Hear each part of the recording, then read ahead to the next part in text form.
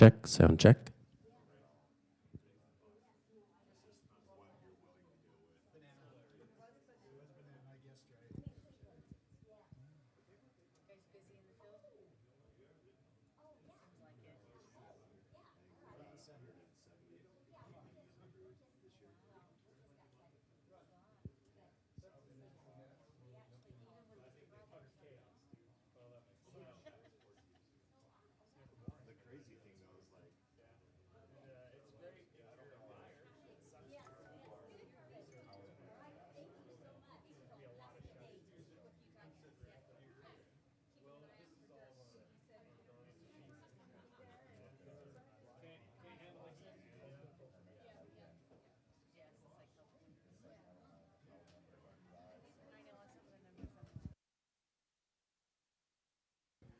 Check, check.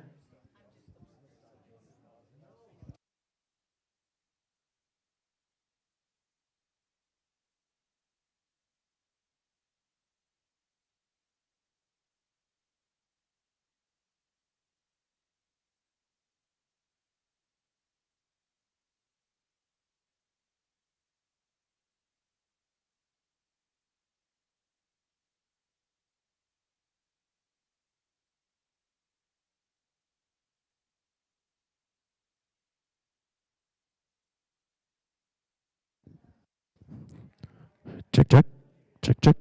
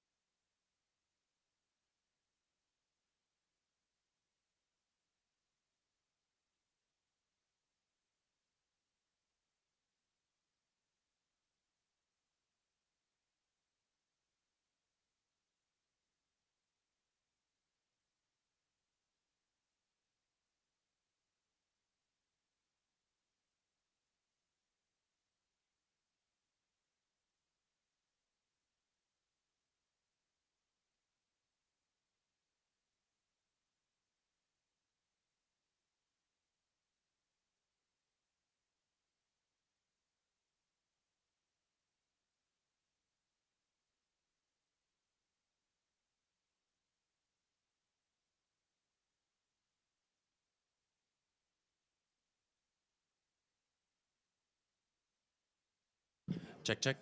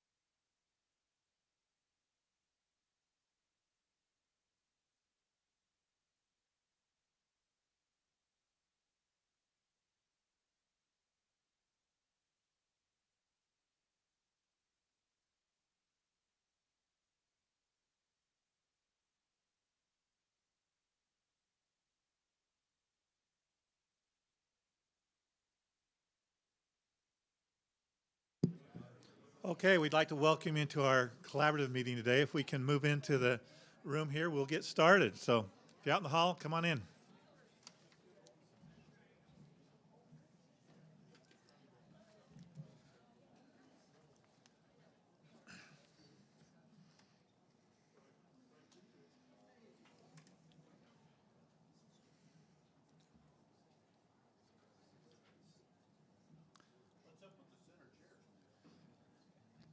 You know, we need to make it smaller next time, right? Force them in. Okay, welcome. My name's John Rogers. I'm an environmental manager at the Division of Oil, Gas, and Mining, and we'd like to welcome you today for our meeting. As we begin, I always show you these statistics over the last year, and I think they show some trends and where we're headed into the future. So we'd like to begin with that, and then we'll introduce our meeting for today. Okay. As we look in the division, APD is kind of where it all starts. That stands for Application Permit to Drill. As we look there, we can see I went back 2 years. 2024, we have 444, and then we move up a little. And I've done an estimate as of year to date on these numbers, so we're seeing APDs trend up. Also, we're looking at dry spuds are up, and also rotary spuds. So as we look at this, drilling's up, permits are up, so that obviously means the industry is looking at a good trend right now. The rig count, this is dramatic. Last 3 years, 23, 24, 25, we were flat around 11 to 12. This last year over year for March, we're up to 17, which is dramatic change. So that obviously, the more rigs going, the more oil is produced. Talking about oil, here we are. This is what is really very dramatic here. As you can see there, we've had 3 record years. 2023, you can see that trend there. Next year was even better. And 2025, another record year. And those numbers for you are almost 56 million, 65 million, and now last year was 67 million barrels of oil for the state. So we're wondering where 26 is going. We don't have any data for the year so far because production lags, and so we're looking in a very positive direction. Okay, gas, you look at gas, we've bounced up. We were flat there around 25 million MCF. I lost my connection there. Anyway, yeah, and then you can see it bounce up to almost 27 as of last year. Now, as far as record terms, the record year for production was back in 2012. We had an annual production of 41 billion MCF, which on these terms would be about 40 million a month. So it's strictly off the charts here, but we do see the gas trending up. Overall, this looks like our ranking for oil and gas by state in the whole country, we're 9th. And we've moved up in the last few years. We see the oil production expanding here. And as our director, Mick Thomas, told me that other basins are contracting and we're expanding, one of the few. Is that kind of what the trend was as you met with people? There's 2 basins that are expanding. Us and the, I'm sorry, brother, I'm trying to remember, Bart. What's the one? All right, you ready? Okay. I can't remember the second one, sorry. It doesn't matter. All that matters is one of them's us. Our gas is actually 13. We're actually ranked 13th in the nation. Oh, okay. So we're beating your data even here, Well, I John. just looked at the most recent, so Yeah, I don't know, maybe I'm behind Bart. a little bit. Okay, thank you. But anyway, we're trending in a good direction. So for now, we say things are well in the oil and gas industry, except, look at this, oil prices, okay?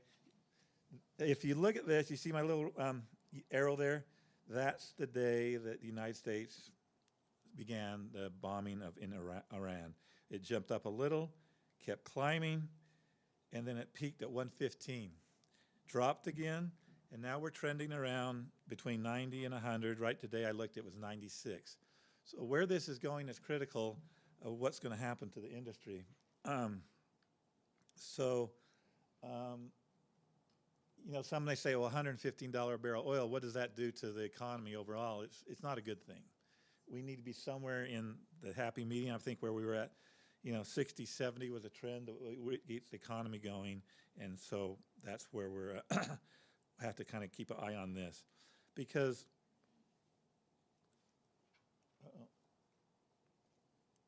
Okay, this is a chart I pull off of the Energy Information Administration, and it shows projections for oil prices. So right now we're at the beginning of 26. We see where we've peaked. We're trending off by the end of the year to, you know, they're even looking at 60s, and they're following that for next year. Now that's their opinion. You know, forecasting is, you know, just anybody's guess, so to speak. I saw forecasts as high as 120 and some as low as 150. So then you ask yourself, what is causing this problem? Obviously, has anyone heard of the Strait of Hormuz before last week? Huh? Now tell me, what is it? Okay, it's that little tiny gap of water between Iran and where they pull 20% of the world's oil out of there. We're having problems over there. Whether that gets shut down or not, whether it opens up, that's going to be dramatic in determining our oil prices, as is the length of the conflict over there. And so I think that, you know, as soon as word gets out that the conflict is easing, oil prices tend to drop. As it tends to go, it's going to last longer, it tends to go up. And also what's critical is what happens to the infrastructure over there in the Middle East and producing oil. So it's an interesting time we're living in, because we're going to see oil prices swing dramatically over this time. So that's where we're at. Any, you know, questions? Overall in Utah, I think it's a good thing where we're headed. Prices are going to be kind of driving things, but I think we're seeing production is up, and I would have to say, you can hold me to this, but I think we're looking at probably another record year. And so, any questions on that? Okay. All right. Bart, I'm going to turn some time over to you to introduce our next. We're going to have some of our regional political candidates come in and speak to us so we know what they're about, and so, because that's a big part of what we do here in the energy business.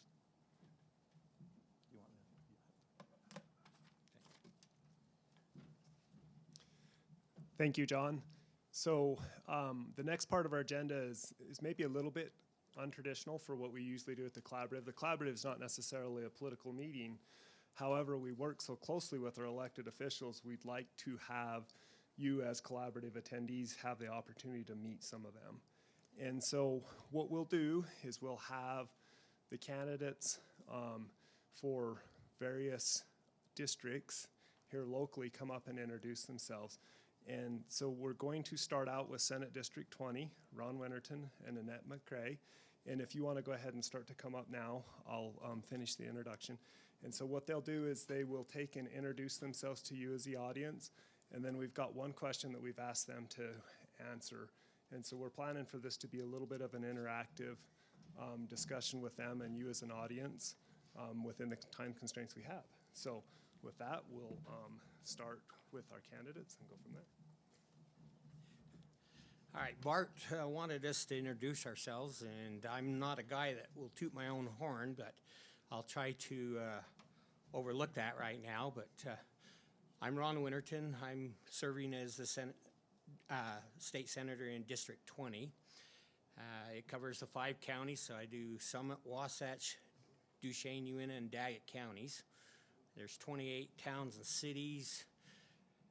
I don't know how many water companies in that, but there's a lot of elected officials there that always want to have my ear for something or another. I've just finished my 8th legislative session.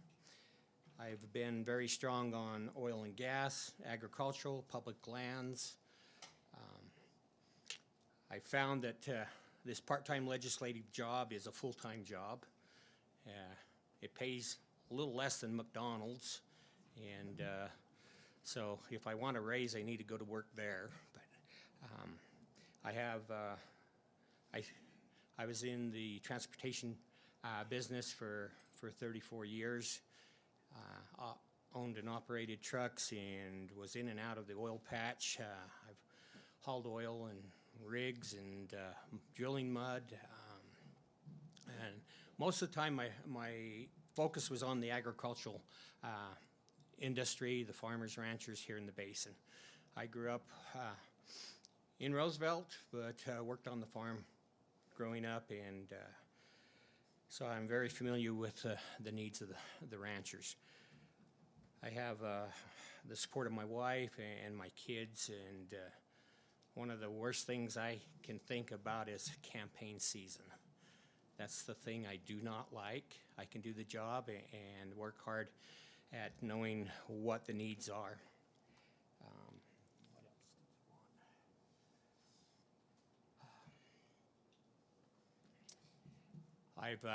I've passed a lot of legislation on energy. I've worked with the director here, Mick Thomas, on trying to make your jobs easier. This year we ran a resolution for to authorize him to work with the BLM to get a memorandum of understanding, but there's another language or title that we put on that. Cooperative agreement, and hopefully we can streamline permitting even faster. I've run legislation on critical minerals, oil and gas reformation, severance tax. We've worked hard at trying to protect the severance tax here, not see any increases, but have it returned back to the basin. We were successful in getting the money to do the improvements on 191. That came from an allocation from severance tax, and we have that allocated over a 5-year period to be able to continue to make those improvements. We've also ran legislation, local mitigation last year. It was a small increase from production to have that come back to the locals to address the county roads. Not to get off in the weeds, there's a difference between mineral lease and severance tax. And mineral lease comes off from the royalties from federal land. Severance tax is coming off from private land and tribal lands. And so those royalties are treated different. The mineral lease comes back to the counties, and that's how the counties in the past have always been able to meet the needs of county roads. When production changed because of administrations, all of a sudden mineral lease went down and all the activity went on the tribal and private lands, and so that came to the state in severance tax. So we worked hard to try to get some of that back so that we can continue to do what we've always done, just in a different manner. At the state level, it's really hard to be able to understand or get others that are not familiar with oil and gas or the basin and the needs to understand the difference or why we should have it here. Severance tax, for the most part, goes to the general fund of the state, and then they want to use it for all of their pet projects. And so Representative Chu, Representative Watkins, and I, if you look at the 104 legislators, I think we have 5 in the Senate and 16, maybe 17 in the House. So you're looking under 30 people out of 104 that understands the needs of rural Utah. And so our voice has to be strong enough and loud enough that we can be respected and be able to speak intelligently about this. I don't know what else you need from me, Bart. You want me to sit down now? We'll open it up to the audience if there's any questions for Ron Leonardton. I don't know if that's good or bad. I don't know either. It looks like you're off the hook until the question. Okay. So now we'll hear from Annette McCrae.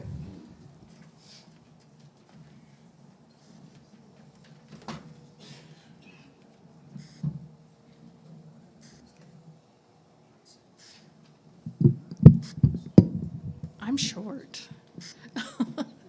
So thank you for asking me to come do this. And just so you know, I am like extremely nervous. So this room represents the people who actually keep the Uinta Basin running, operators, regulators, truck drivers, engineers, and the families that show up on cold canyon roads and under real production pressure. I've been married to an oil field truck driver for more than 3 decades, and I know what it takes. This isn't theory for me. It's home. I've lived in the basin for over 33 years, raised my family here, and like many of you, I've watched the boom and bust cycles together. Here in the Uinta Basin, energy production, refining, water systems, housing, transportation are not separate issues. They're an interconnected system. When government treats them separate, the system slows down or breaks down. My plan focuses on fixing that fragmentation. You guys are well aware that just last month, state leaders and UPA announced the expansion of, increasing the refining capacity, and find my spot. Okay, so there's going to be an increase in production. What is it, like roughly 800,000 gallons of fuel to the Utah market every single day, I think. Maybe I don't have my number right, but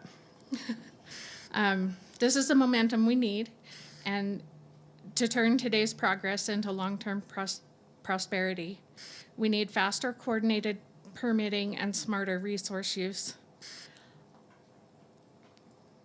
And that's where the infrastructure shot clock comes in. And the running out of the clock. Too many projects I've seen them stall: new wells, pipelines, refinery expansions, workforce housing because of sequential permitting problems. It's the one agency review, then the next one, and then the next one, but I know you guys already know how that works. What I would like to see is 30 days to confirm a complete application, 120 for a technical review, and 180 days for a final decision. Government would need to approve or deny based on law and not delay indefinitely. And that would increase the predictability for operators, builders, and communities trying to plan workforce housing near jobs, not hours away across canyon choke points. If we don't align housing with infrastructure, we don't just create inconvenience, we create instability. It also lets us designate development in the right places, energy and industrial corridors where they belong, and housing near towns so families aren't forced on long, dangerous commutes. This directly supports the Uinta Basin Railway. And I know the Supreme Court being that big hurdle being cleared was a big positive move forward. So I've come up with what I call the Desert Abundance Plan. It's turning resource regions into prosperity regions. The basin's deserts are not empty. They are energy, water, and food infrastructure waiting to be engineered for long-term stability. Utah leads the nation in produced water recycling, and in 2026, there were some good bills that were passed that were building, and water bills building on that progress. I would like to go farther, and I would like to see a water treatment plant out here that would potentially,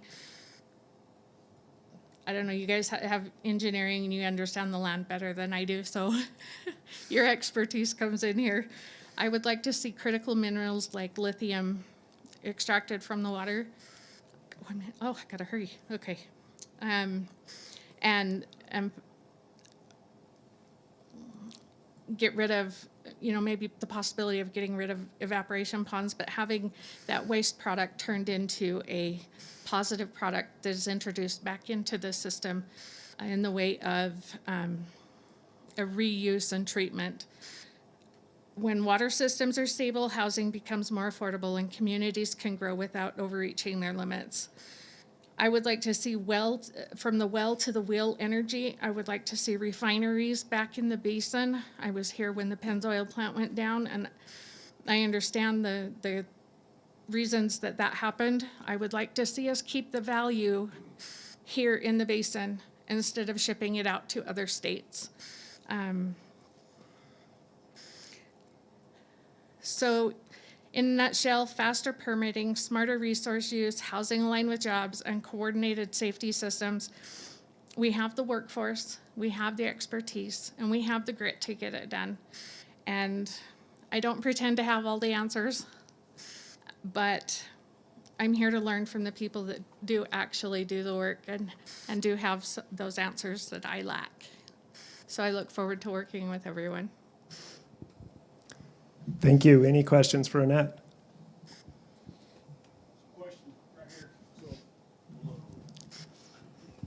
Just a quick question, as far as permitting, deal with it every day, but what is your vision as far as, I look at what I do on a daily, number one thing is for us to protect the resource, protect the people, and to make sure that we're having a sustainable life as far as permitting. Are you looking at internalizing AI, things of that nature to speed up the process? What are we looking at changing things as far as laws, regulations to speed up that process? It just intrigued me when I heard that. So just a quick question on that. So from what I understand, we have all the pieces. We just need to put them together. And I'd like to see us have one portal. You put the permit, you complete the permit, you input it, and then that simultaneously goes everywhere it needs to go. No more duplication of all those processes and starting, waiting for one to get done before the other starts. Let's do them together. Let's not wait and do one after the other. That takes too much time. So that means combining state agencies to go through one portal? One portal. That kind of thing. Yeah.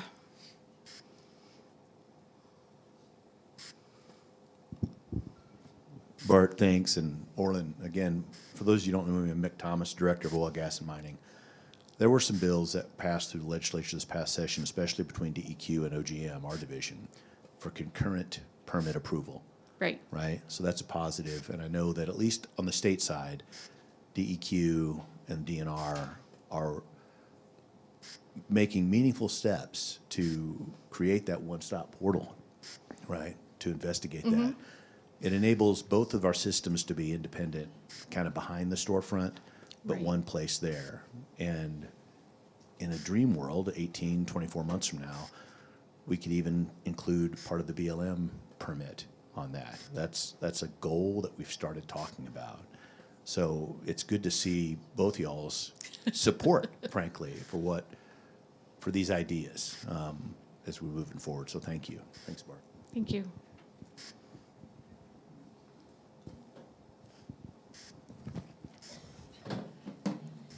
Thank you. Don't quite have enough hands. So Annette, while you're up, let's have you go ahead and start with the question that we've asked all the candidates to answer, Okay. which is, what two aspects of Utah's energy landscape do you find most interesting? And please explain why. Oh, shoot. I tend to ramble and go on and on if I don't get myself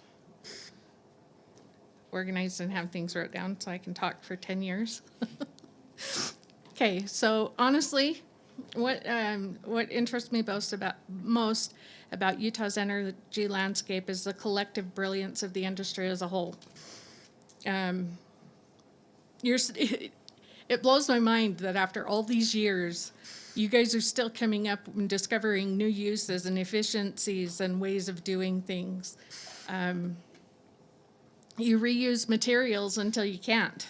And even then, you find ways to turn what used to be considered waste into something valuable, like you've done with the reuse of water.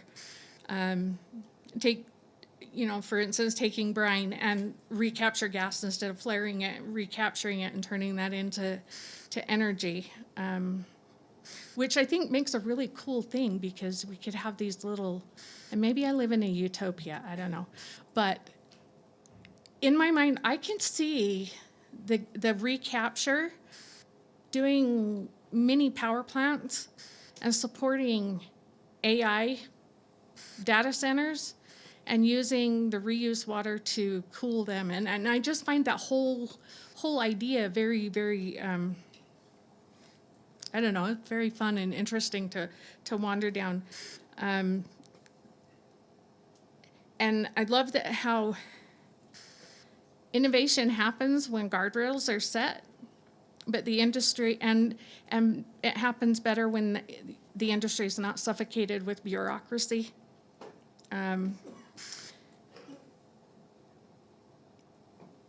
I know that this industry, you guys are probably some of the best stewards of the land that we have.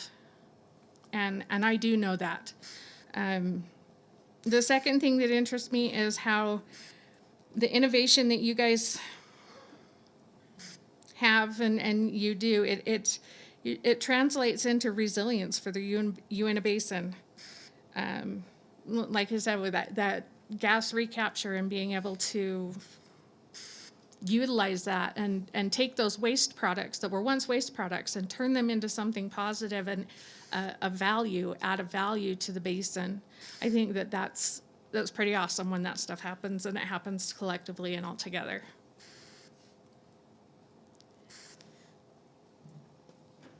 Okay, thank you, Annette. We'll have Ron Winterton come and answer the same question. What two parts of Utah's energy landscape do you find most interesting and why? And then once Ron Winterton's answered that, we'll fill questions from the audience. Yeah, I don't know that you can narrow it down to just two, because I look at what Utah natural resources offer, and we are very abundantly blessed. We have natural gas, we have oil, we have coal, we have water, we have geothermal. We have, we're playing in the nuclear space right now. And what's comes back together is that as I visit the geothermal, technology that was developed right here in the oil and gas industry is what's now taking place there. And it's exciting because when you start talking about renewables, and they want to take fossil fuels out of the discussion, but I sit on four national committees. I do the NCSL, National Energy Supply Task Force, and we look at all of the above, and pros and cons and best practices. And that group there is very like-minded. We also like best practices. And so when I attend these conferences, all of them always, what's Utah doing? What's Utah doing? And a lot of times I find out, well, we've already checked that box. We're there to educate them. And the fact that we're open-minded enough that we've been able to do this efficiently. I talked at the UPA's conference a couple days ago, and there we talked about things that we're up against with our air quality here in the basin. Us and the Green River Basin in Wyoming have the same problem in the wintertime. And we've been able to throw that out. You guys came up with a solution. You've implemented like latch the hatch. I mean, very simple, but it made a big difference. We no longer have overhead loading. We pump everything on. And those two things alone contribute to the efficiencies that we have here. So to narrow Utah's down the energy, I mean, for the past 6 years, I've been on the state energy working task force, and we've looked at all of these things. How do we do it more efficiently so that your bottom line, you want to be here and produce here in the basin and not somewhere else? And as policymakers, regulators, we're trying to do that so that you do get your investment dollars and put them here in the basin.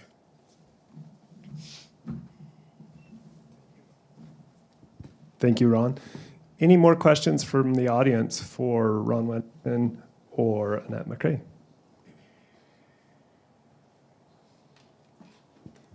Let's make sure we give them a big round of applause for coming and talking to us today.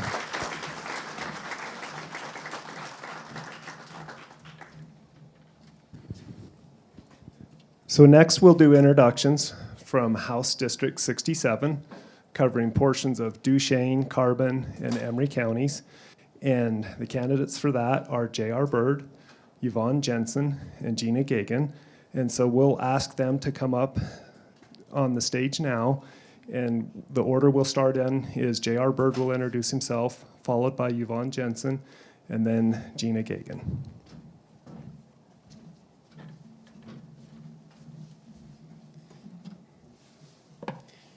And I don't know if it's worse to go first or last, but let me adjust this.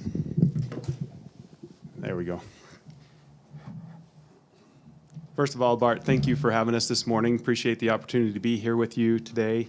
Thank you for coming out. I've been a part of this meeting for several years and appreciate the collaboration that happens here. It's a great meeting and great group of people.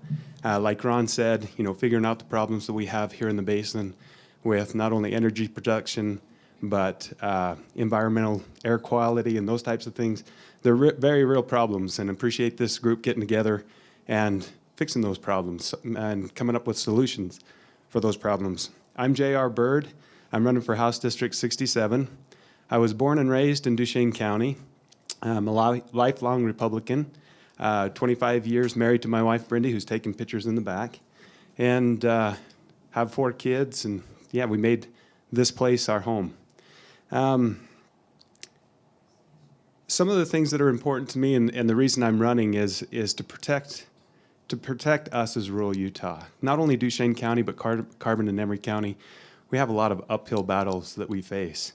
And energy is a blessing in the area, but it also comes with a lot of challenges, and I want to hit those challenges head on at the state level.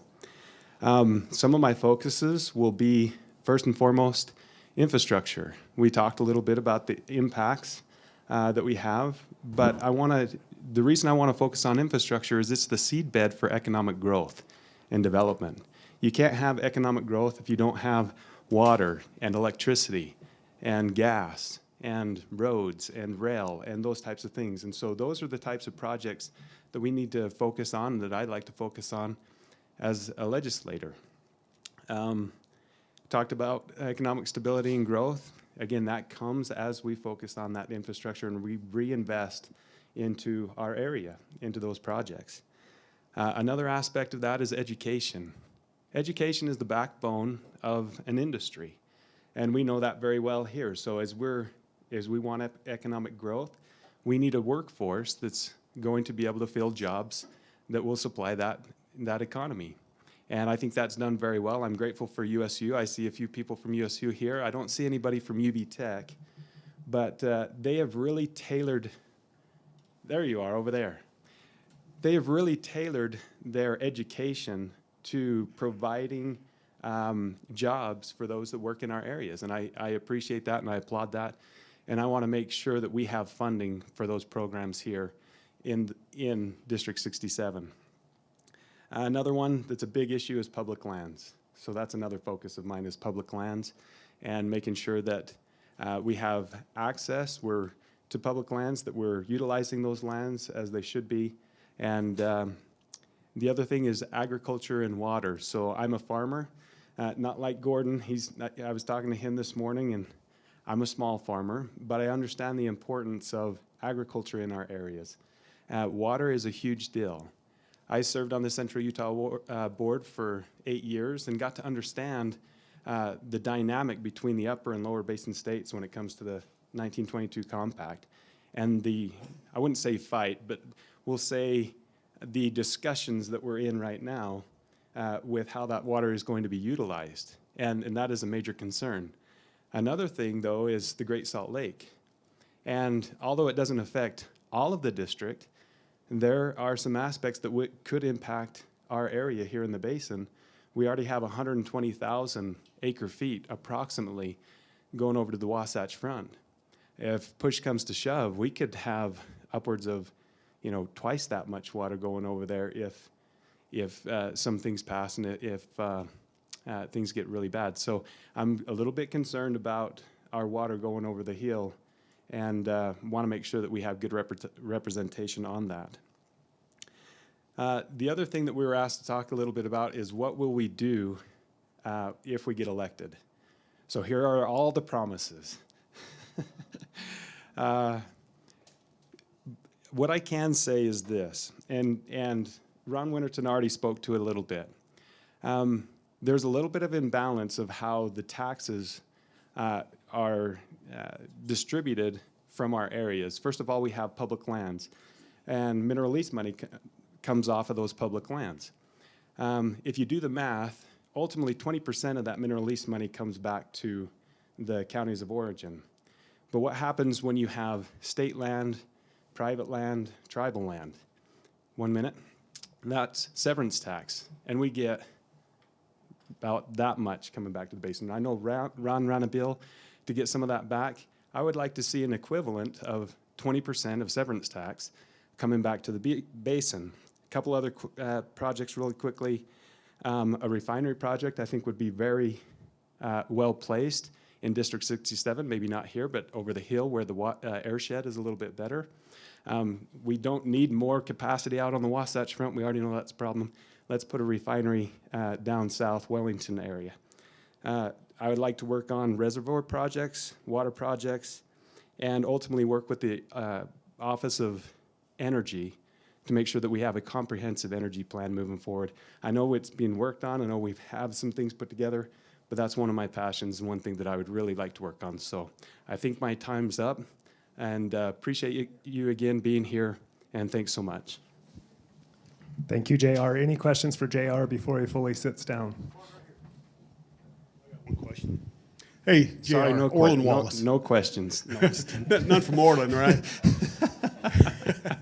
Hey, in our community out here, we're having a tough time with housing for young people. What is something that we can do what was something you would do to help our community so that we could keep our children here in the Uinta Basin and make it affordable so they could stay here? Because Yeah. our housing is so expensive, and it drives a lot of our kids to go other places to seek jobs and housing and stuff like that because it's so Yeah. unaffordable. That's a great question. And so I've been asked this question quite a few times. I have a little bit different take on this. I don't think government is the answer. I know that might surprise a few of you in the room, but we did have legislature that passed, a bill a couple of years ago, I think, and my counterparts, or soon-to-be counterparts, hopefully will correct me, but approximately $300 million went towards the housing industry. I haven't seen any price drops yet. There was $20 million, I believe, that was allocated for tax credits or to buy down the price of homes.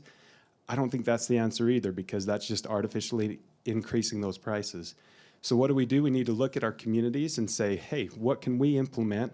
Planning and zoning, those types of things. Small homes, tiny homes. Brandy and I, we started out in a trailer home for the first 3 years. And in my mind, that was affordable housing. So we put our first home on a credit card. But we need to think outside the box when it comes to this. And I don't think government is the answer. I think that's something we need to talk in our communities. We do have to have the land for it, though. And we have to have the zoning for it. And that's where we get involved with our local communities and say, these are our needs. Let's get some tiny home subdivisions put in place. Let's get a few other alternative options out there. And let's help our kids find homes. But the other thing is the economic piece. If they don't have jobs and good paying jobs, they're not going to be able to afford that. And so we need to make sure we're creating opportunity in rural areas instead of sending them to the Wasatch Front and exacerbating those problems out there. So there's some synergies right there that we can work on. Thanks for the question. Okay, not seeing any more questions. Looks like you're off the hook for now. Next, we'll hear from Yvonne. A little bit shorter, so I'll pull that down just a bit. But I am glad to be here today, and I'm happy for this opportunity to come and introduce myself and tell you a little bit about me, and hopefully have the opportunity to learn a little more about you. So I'm Yvonne Hatch Jensen, and I was born and raised in Emery County.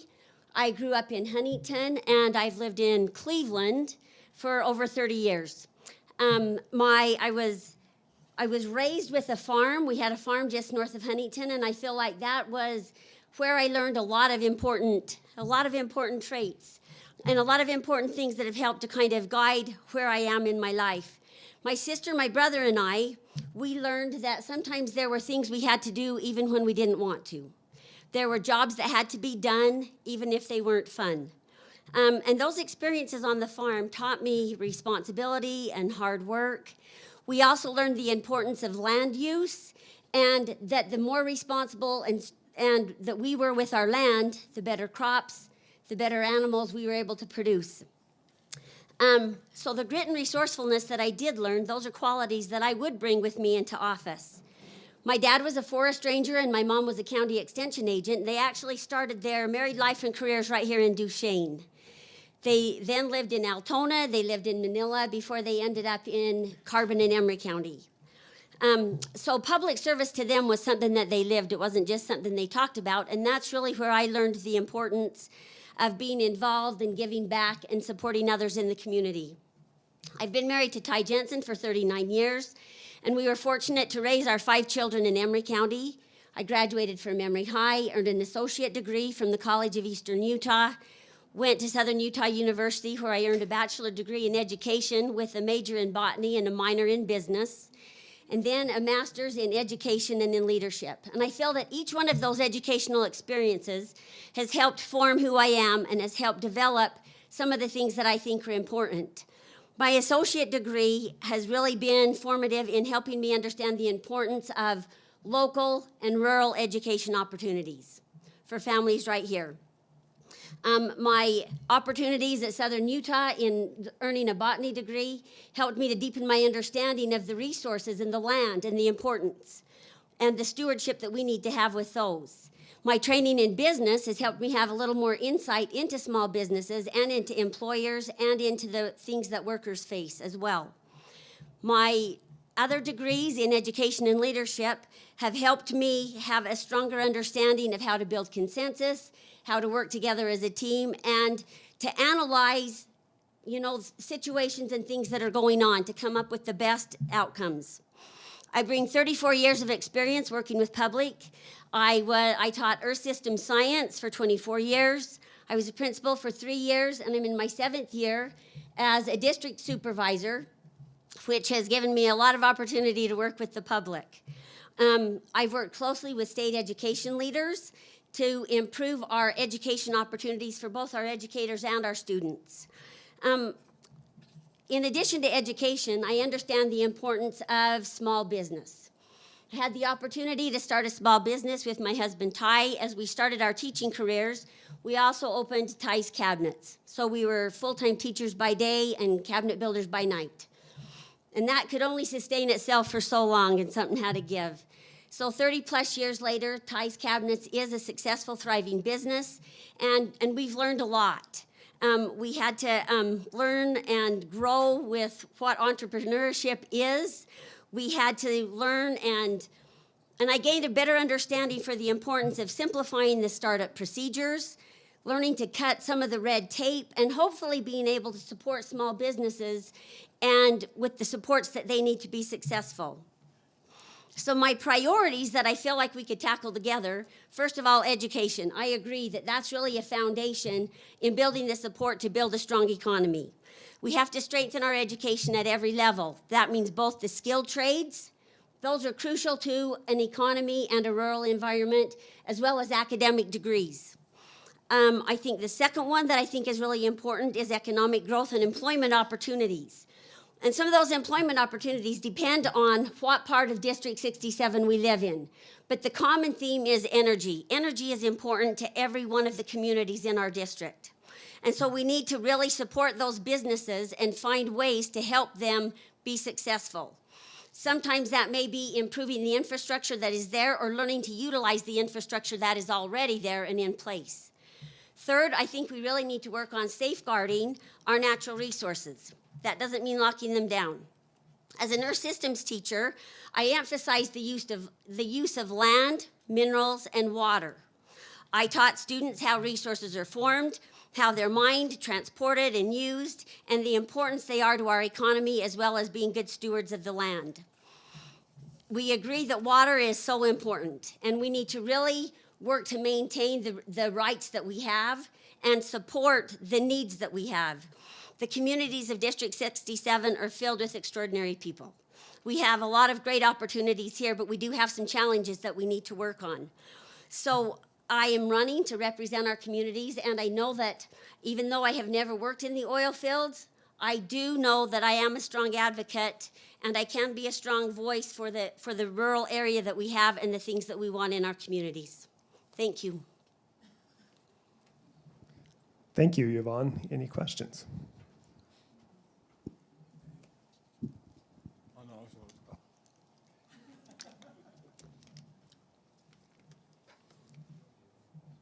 Okay, looks Thank like you. you're off the hook, Gina. If you want to introduce yourself. And then following Gina's introduction, we'll have each candidate answer the one question, and then there'll be time for questions at the end as well. Thanks, Bart. Well, good morning. Thank you for the opportunity to be here today. I really do appreciate that. My name is Gina Gagan. I'm a rural healthcare business owner, and I'm running for the House seat in District 67. I just want to actually start by thanking the oil and gas industry for their partnership with the communities of District 67. The oil and gas industry is a backbone industry not only here in Duchesne County, but in the state of Utah. And I've been really impressed with how the industry has been leading out in helping to develop new technologies like your air-assisted flares and your state-of-the-art LDAR technology. That's really how it should work, is private business leading out and solving problems before government has to get involved. So kudos to the oil and gas industry for doing that. A little bit about me. As I mentioned, I'm a small business owner. My husband and I co-founded Gagan Family Medicine over 25 years ago in Price. I grew up in Emery County on a farm, kind of seeing a theme here, all of us rural kids coming back home and then wanting to create a community that our kids will come back to. But I do know how to move gated pipe and, change water, that kind of thing. It's not my favorite thing, but I can do it. So I earned my MBA from the University of Utah, and I worked as a CPA with PricewaterhouseCoopers in, auditing financial statements, and I also worked in their bankruptcy and fraud practice.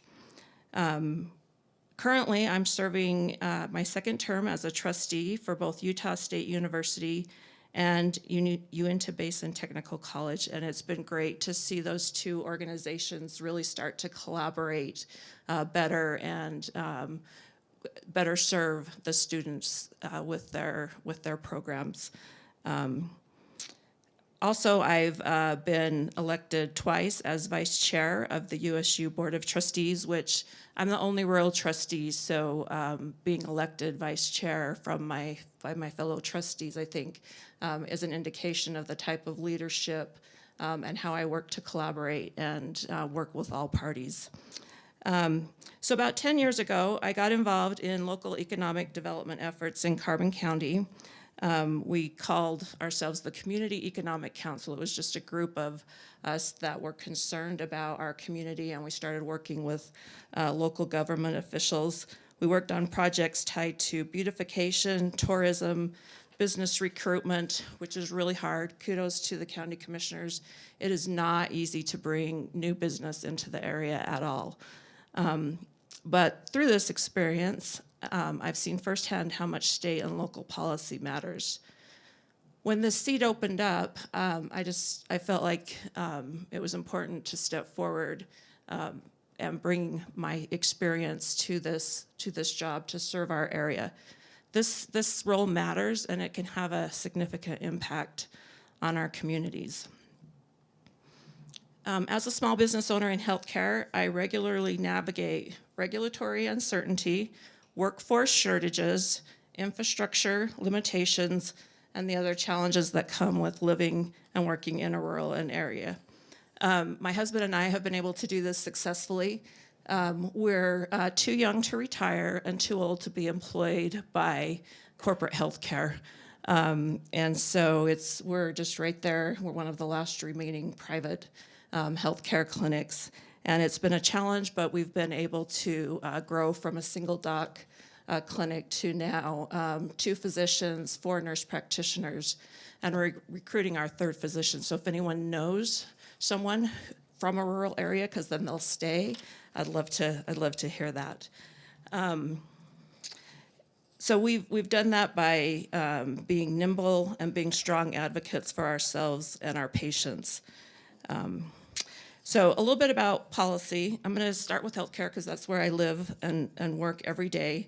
So rural healthcare is fragile. It's not because the people aren't working hard. It's really a little bit because the system is stacked against us. Rural area, we have a higher poverty rate, which means we have a higher Medicaid.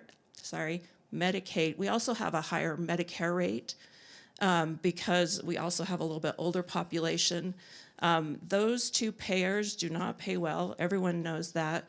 And so the recent Medicaid cuts are really a threat to our rural hospitals, and I would work to protect those. I've got to move fast because I've got just a minute left. Education, so I've talked about being a trustee for USU and for Uinta Basin Technical College. Critical to rural areas, the rural campuses, and the trade schools.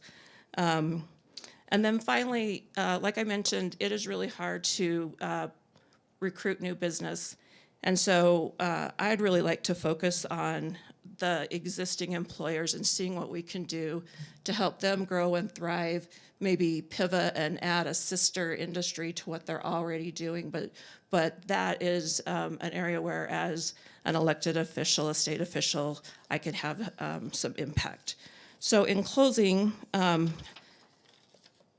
just want you to know that I realize you don't need someone who says yes to everything. You also don't want to work with someone who comes in with their own agenda. You need someone who understands how decisions play out in real life, who asks good questions and stays focused on outcomes. That's how I run my business, and that's how I'll serve District 67. I will show up prepared, I will listen carefully, and I will make decisions that strengthen the communities of District 67. Thank you. Did I make it? Maybe went over. Thank you, Gina. Any questions for Gina? Go ahead and stay up, Gina. We're going to have you answer the one question first. Okay. Okay, so what we'll do is we'll start out with our question. We'll have Gina, you answer it first. Yvonne, you'll be second. And JR, you'll get to be last this time. And the question is, what two aspects of Utah's energy landscape do you find most interesting, and explain why? Thank you. So in regards to District 67, as Senator Winterden mentioned, energy has broad impacts, and it depends on the area of the state that you live in. In District 67, I am really interested in the Tier 3 cleaner fuels. I think that is an area where, it's the automobile emissions that really cause the most significant problems with our air quality. And so in working with partners, I know that you've worked to develop and work with some of the smaller refineries so they can produce the Tier 3 cleaner fuels. I think that's a great idea. I love that. It fits in, you may or may not know, but the legislature appropriated $50 million towards research, and Utah State University, being an R1 research institution, will get some of that. I'd love to see that come to the oil and gas industry and improve emissions that way. So I love that. I'm going to talk really quickly about solar. Solar has a lot of benefits, but when it is a major source of energy, it actually causes instability in the grid, which is a problem. So I'd like to look at smaller applications of solar. I'm currently going to sign the contract in the next couple of days to install solar on our 2 clinics, our 2 commercial businesses. And I think that's where solar really does have a great application, is on individual applications, because you can lock in your rate, your electrical rate for your specific business, but it doesn't put the instability that comes from solar out on the grid. And so, and then we let the coal-fired power plants and the solutions that are more able to produce stable power, supply the larger needs of energy. So those are kind of the 2 things that I think are really interesting right now, and everyone's talking about in District 67. I'd love to see more research into cleaner fuels, and I'd love to see smaller specific applications of solar so that we protect our electrical grid a little bit. Thank you. Thank you, Gina. So now we'll hear from Yvonne Jensen. The same question, what two aspects of Utah's energy landscape do you find most interesting and why?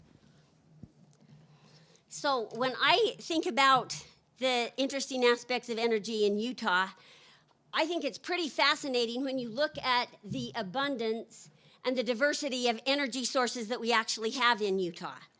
And it's pretty impressive. So if you look at some of these, we have oil, gas, and coal. We have solar. We have geothermal. We have wind. We have critical minerals. We have nuclear that's becoming a better, more realistic option for us. And what an opportunity we have for us here in Utah. There aren't very many states that can say that we have all of those options to build a stronger economy for us. So that's one of the things I think. And then if you look at the energy sector in Utah, there are about 76,000 jobs that are either directly or indirectly tied to the energy, areas of Utah. That's pretty impressive, and it's about a $10 billion investment. That is awesome. So energy is really important with Utah. I also think it's so interesting, the huge reserve of shale that we have here in the basin, and how much of that is still there for us to mine and use. And you look at the different ways that it's being used, and the mining and the different techniques that are being used there. I found this really interesting to learn more about. Another area that I've been really interested in, and I've kind of been following for a bit, that ties into energy, is the Uinta Basin Railway. What a project that has been, and to look at all the ups and downs and the amount of collaboration and the people that have worked on this project to get this 88 miles of additional railway passed so that it can be built. Even just this morning in coming over here, I lost track of the number of trucks that I had there in the canyon with me, and how amazing this is going to be to have the opportunity for it to be a safer and more efficient way to move the oil out of the basin. I think that's going to be a real bonus to us. So what the railway really does, it unlocks a lot of the energy that's available here in the basin to get to where it needs to be in a more efficient and safer way. So those are two of the aspects that I've been really kind of interested in. It's also going to allow us to be more efficient. It's going to allow us to use the infrastructures that are in place while we build on some of the infrastructure to just be better poised to contribute and to be a better part of the energy grid in the United States. Okay, thank you, Yvonne. We'll have JR come up and answer the same question, then we'll have, if there's any questions from the audience for the candidates, we'll have a session at the end. Thank you. I'm pretty sure I'm pretty sure she looked at my notes. I told him a minute ago, I said, you sit here, and it's like, oh, well. I'm just kidding. No, it is really amazing. When you talk about interesting aspects of energy in Utah, and that's what I was thinking. I mean, you look at the shale over in the Uinta County and the Uinta Basin. You look at the gas over there. You look at oil here. I mean, and you look at the distinction. And then you go down south into Carbon County. You get coal bed methane, and then you get coal, and then you got Grand and Garfield and San Pete counties that have some oil and gas, and then you have Beaver with the geothermal, and then you get San Juan County down in the corner of the state that has the only uranium processing plant in the nation, which is pretty impressive. And then they have the uranium mines down there. So the diversity of that is pretty impressive of what we have in this little state, especially on the eastern side of Utah. And we're pretty fortunate to have those resources here. And, not only fortunate, but I think, again, with this group and with the oil and gas industry and the mining industry and the other industries, look at the innovation that's happened to make sure that we're producing that cleanly and safely and responsibly and efficiently. And it's amazing to me to watch our industry react and be proactive in those things. The other thing that was unique and pretty exciting for me was I was able to go to Emery County and see Valor Atomics and tour that, personally with a few other mayors down there. And the technology of nuclear I think that is the way of the future in my mind. We need base load power on our grid. It's been mentioned before, the instability of some of the renewables. Nuclear is the next thing. And to see how simple and how safe that technology was incredible. You know, sometimes when we think of nuclear, we think of the atomic bombs and we think of Chernobyl that burnt down and all of these things. But man, it is amazing the technology that has come into play to make nuclear a formidable and viable source of energy. 1 minute. One other quick thing is, we're finding the critical minerals that we need for the United States and the security of the United States right here in Utah. 40 to 50 of the 60 critical minerals that we need are right here in Utah, and that's pretty impressive as well. So when you look at the diversity, those are the things that are interesting to me. Those are the things that really stand out, that how blessed we are to be in this area with so many resources, such a diversity of resources in such a small area. And so, yeah, just lucky. We're just lucky. So thank you. Thank you, JR. We want to pause for a second and see if there's any questions from the audience.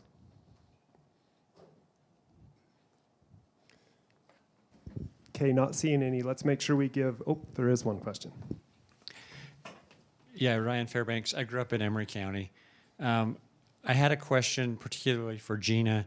I wondered if you would speak a little bit more to both the benefits but also the instability of large-scale solar projects. I know a couple have happened in Emery County and are under construction, so wanted to hear more about that.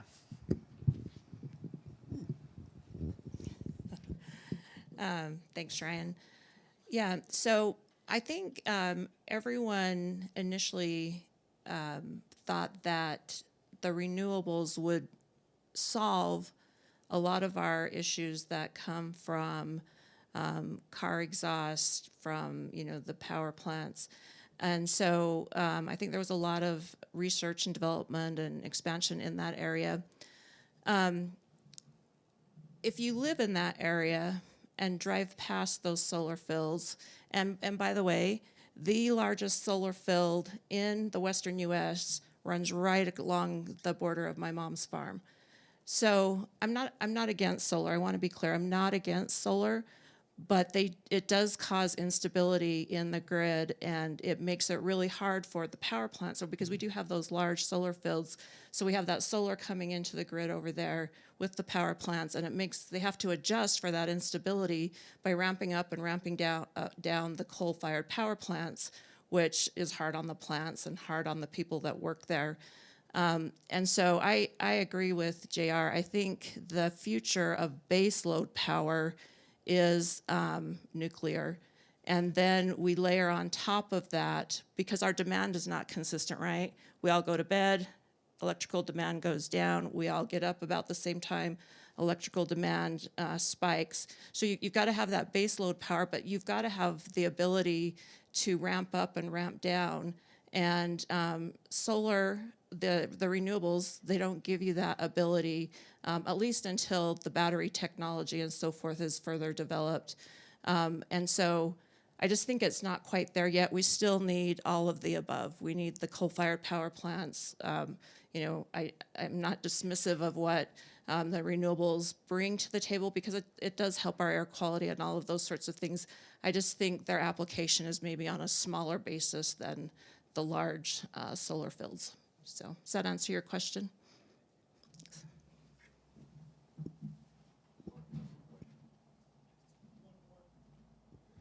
Just 1 second. Yvonne and JR, would you like to respond to that? Try to keep it to 30 seconds just because of where we are time-wise. Yeah, just I've been down to several of their meetings, and one of the things, it is true, it is difficult to manage the grid with that. The other benefit, though, there's some gives and takes. There's benefits tax-wise. So when you look at the counties that are benefiting off the taxes off of those solar panels, that's a big benefit. But then you have the instability of the grid. And so and then you have the concern with what to do with the solar panels after the lifespan is up. And so bonding for that, I know House Bill, I think it was 16, that Colin Jack ran had to deal with bonding for those solar panel projects, making sure that those companies are responsible and cleaning those up when they're done. But tax base is a benefit, instability, so you have a lot of those things, but that's what I've seen down there. Okay. Thank you, JR. I think he looked at my notes this time. I would say that same thing. One of the an additional big concern that has come up, especially with the solar farms in Emery County, Carbon County, has been the concern with the private property rights. And I know this is kind of deviating a little bit off the question, but just another aspect that has brought some concerns in. So where do we see the balance between private property rights and the benefits that we're getting from that solar power? Yes, there is that instability where, again, as Gina mentioned, you know, you have your big boom where you call for it a lot and then it drops off. But the other piece is the battery technology is on the upswing. So that is a benefit.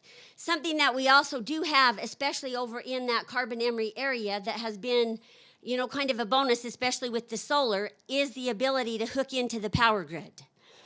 So, and some of that infrastructure that is there. So that's been something that is a bit of a bonus with it. But yes, those instability concerns are there. But I think we really do need to look at all of the energy sources and resources we have and how do we use them responsibly and benefit that with land use.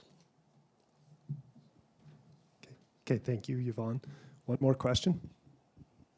Yeah, I think we can all agree it's going to take all sources of power. As I listened to lots of legislation bills this past session, and the growing concern over boneyards for solar energy panels and wind turbines and those things, that aspect is very concerning to me. I have a passion for geothermal, and I think it's largely overlooked in our state. It's a great resource. The actual resource is largely located along the Wasatch Front. But how do you feel that could affect and help our district and bring revenue to our district using more geothermal? Okay, so in the interest of time, if we can limit each of you to 30 seconds answering that question, that would be great. What order do you want? Looks like Yvonne was first on the trigger, so let's go Yvonne, JR, and then Gina. Geothermal is a really interesting piece of the energy game. Currently in Emery County, and I'll use that to start with, but there are a lot of homes are now being heated with geothermal. Right now it's kind of costly. However, if you look, as we talked, down towards Milford, up through Basin, up even along the I-15 corridor, there is a huge project going on there right now to make it more affordable. There's a huge theme. We have a lot of technology there with that. I would assume that here in the basin there is also going to be a big project and opportunity to really hone in and harness that energy as well. Just if you look at the way that a lot of these energy sources form, there should be a good amount of geothermal energy here to utilize. Okay, thank you, Yvonne. We'll hear from JR. I'll just say I too am a huge advocate for any form of energy we can get, especially geothermal is a great option. Really, that's geology and making sure that we have the formations and making sure that we have the, you know, underneath the ground, the opportunity for that. And so the research and development that would go into that, and to see if that's something that that would pan out and pencil out economically here in House District 67, I think is a need. And again, some of the funds that are leaving our district through severance taxes and things like that, coming back into our area to research and develop some of these infrastructure projects are key. We know they're doing it over in Beaver County. I know some of the commissioners over there. We'd love to do it here. It's got to make sense, and to do that R&D, I think, is important. Thank you, JR. And Gina? So I have a little bit different take. This is where being trained as a CPA comes into play. I agree with the all of above, because our energy demand is growing so much faster than our supply. But I think we need to be really careful that all of the above, we're not looking at return on investment. I think there are some applications that are more cost effective than geothermal. I have a good friend who's the plant manager of the Rocky Mountain Power geothermal plant in Milford, and the amount of power that it produces is not significant. So you have that. I think we really have to think about ROI as we're evaluating our need for energy and the different alternatives and options and sources that are out there. So I would want to line them all up and kind of go from the top down, the ones that have the biggest bang for the taxpayer dollar in terms of support, right? Because you're talking to someone that, what would I do in terms of a legislature? I would have to talk about policies and infrastructure funding and so forth. So as a legislator, I would be looking at the ones that return the biggest ROI to the state and then leave it to the private investors from there. Okay, thank you, Gina. I'd like us to give a really big hand for our District 67 candidates. I think they did a great job advocating for their passions and being respectful.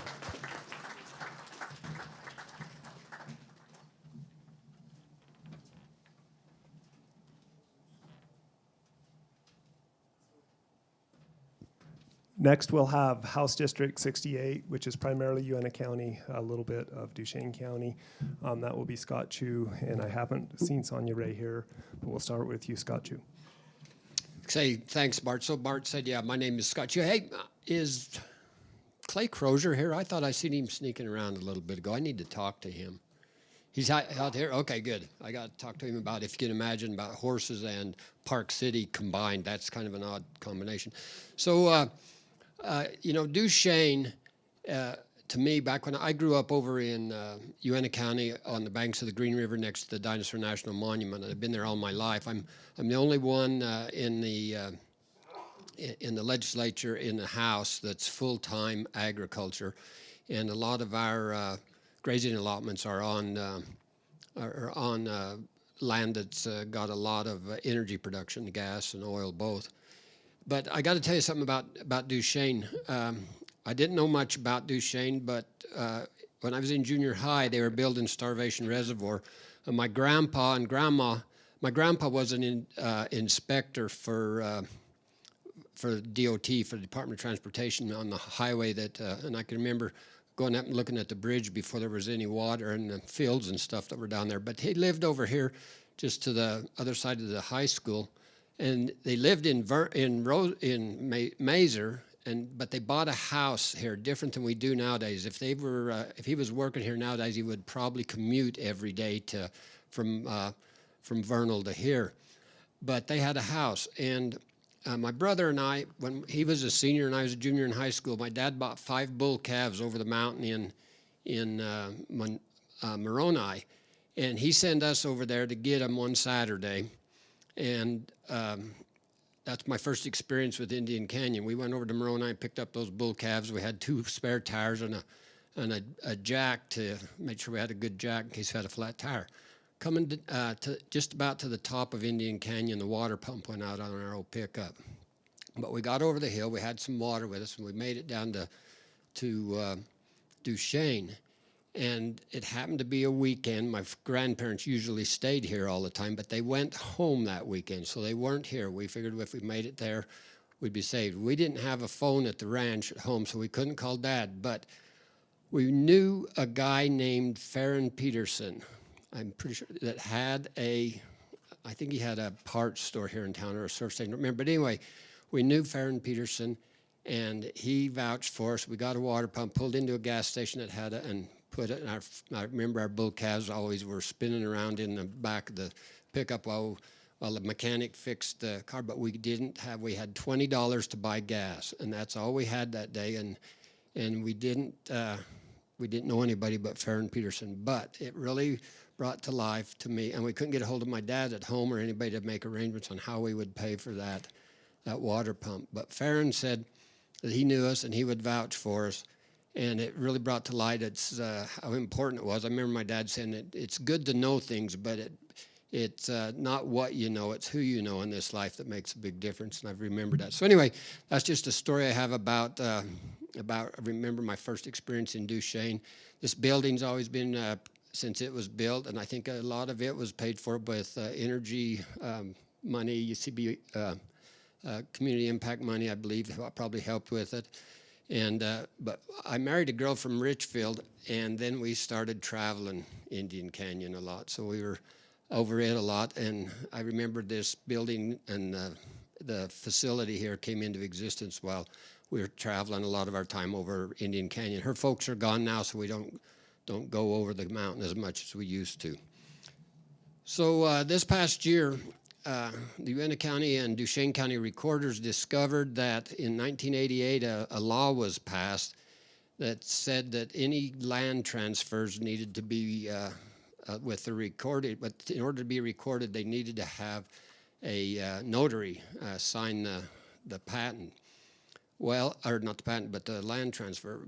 But when the state of Utah sells a piece of ground, or it comes, like Sitla or one of, or like the Department of Wildlife or somebody that has them, if they sell that, there's nobody to notarize a signature because it comes with the Great Seal of the state of Utah. So since 1988 until now, the law hasn't been being followed. So they asked me, Duchesne and Uinta, and the recorders asked me to run a bill to correct that. And that was kind of a fun bill to do, and it was interesting. Of course, it passed both houses unanimously, and everything was good on that. But it's interesting how that some of those things are what we really, really need to be taken care of out at state capitol, making sure we fix those little things and not some of the stuff we deal with. I mean, I struggle with some of the things that we need to do.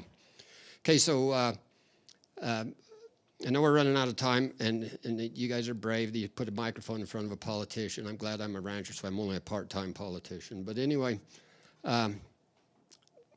so I want to keep an eye on water, and of course our production water. 2 years ago we were able to get that kind of straightened out because a lot of misunderstanding about production water, and there's a few things that happen, out here. The roads we build to access our stuff, our power line roads and right-of-ways. A lot of recreation has got their eye on some of our fields and what we're doing. They think that'd be a good place to play. And there's a lot of concern on my part about whether that's what we want to do or allow it to happen. So I've kind of got my eye on that. And anyway, I'm going to not do a heck of a lot more talking because we're running out of time. And so, Bart, what else do you want me to do? Oh, let me finish. I got, like you said, all of my districts, all of Uinta County, the top half of Duchesne. And when the top of Duchesne, there's a little sliver of Summit that lays on top of there to Wyoming. That's part of my district. And then all of Daggett County. I'm one of the luckier guys. I got some of the greatest people in the country. You guys on the south side of Duchesne, I'm sure you're good people too. But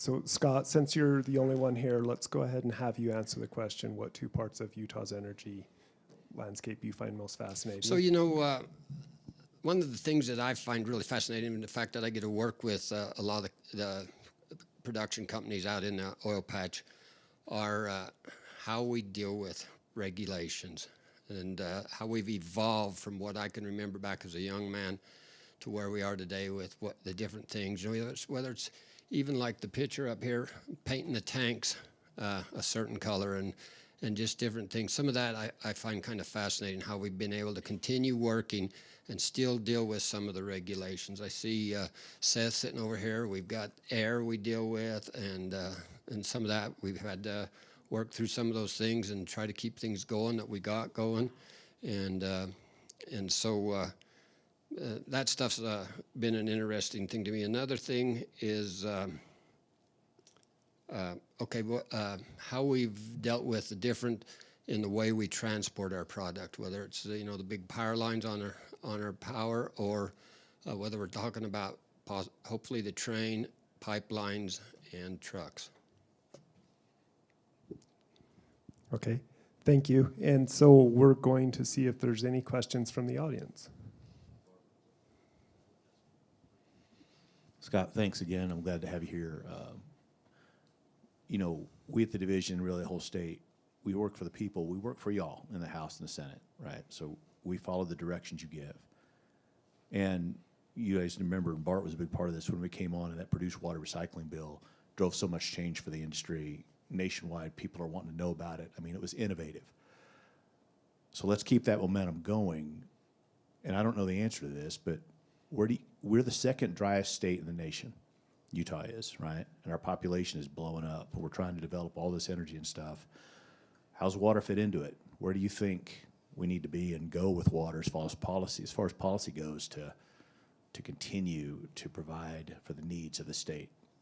So one of the things that, as far as water, people need to be educated about water. You know, we hear a lot about the Great Salt Lake drying up, and I don't know whether anybody realizes this or not, but if you looked at all of the water of the state of Utah, and you know, there's a lot of talk about agriculture uses 80% of the water. Well, it doesn't use 80%. It uses 80% of the diverted water. But when you look at all of the water of the state of Utah, evaporation takes up the same amount as what agriculture uses. And so, like the Great Salt Lake, if you could run every bit of the water that comes down the bear normally, it only will take care of the evaporation off the Great Salt Lake. On a hot summer day, the Great Salt Lake evaporates the equivalent of Starvation Reservoir. And people don't understand that. And, you know, just basically understanding water is probably going to be one of the first things. And then, of course, our infrastructure and different things like that, we need to be dealing with that and try to be visionary. We've been fortunate as far as our forefathers having vision about building dams and having water storage. And, of course, we all know there's nobody here that doesn't know that Mother Nature is going to play the biggest part in our water situation. Looks like we've got one more question. Okay. Yeah, Scott, I'm just curious, what can Utah do to stand the best chance as we go through this renegotiation with the Colorado River Basin as the river looks to be closing this year? So I know one thing, we have to stand up for our rights, and I'm sure we're facing litigation. And it's a hard one. You know, water's a hard one because we know there's an attitude out there that if you don't use it, you can lose it, and yet we don't want to be wasteful with our water, and if that means, and so I think we've been stressing, I've been really pushing on different ways of us maintaining our ownership of our water. As far as the Colorado River, one thing that I ran a bill to extend the Colorado River Authority and put it, because it's what's doing our negotiating on Utah getting its share of the Colorado River.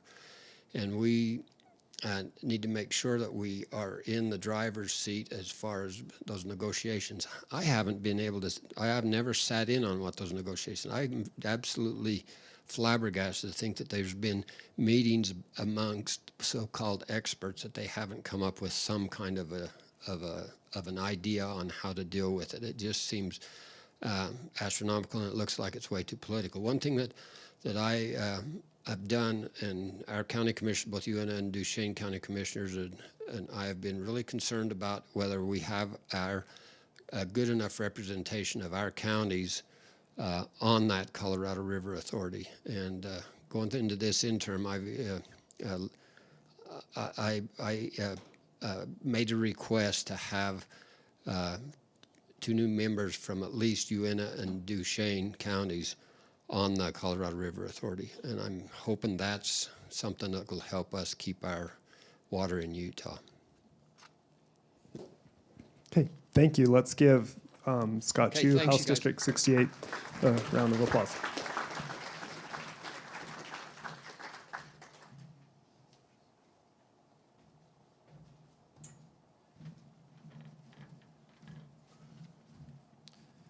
Okay, we appreciate that, and we appreciate all our candidates coming today to share their ideas and their willingness to serve the state of Utah. Right now, we're going to change subjects here, and we're going to turn some time over to Alan Walker, who's the chairman of the board of oil, gas, and mining. He's going to talk on the oil, gas, and mining functions. We have a monthly board meeting, and they can get quite exciting, can't they? And so we also have today Gordon Moon, who is the vice chair.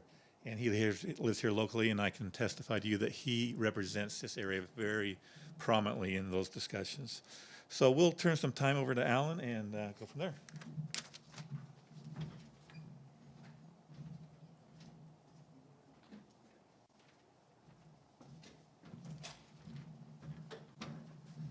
Okay, John, thank you for the introduction. Very nice of you to do that.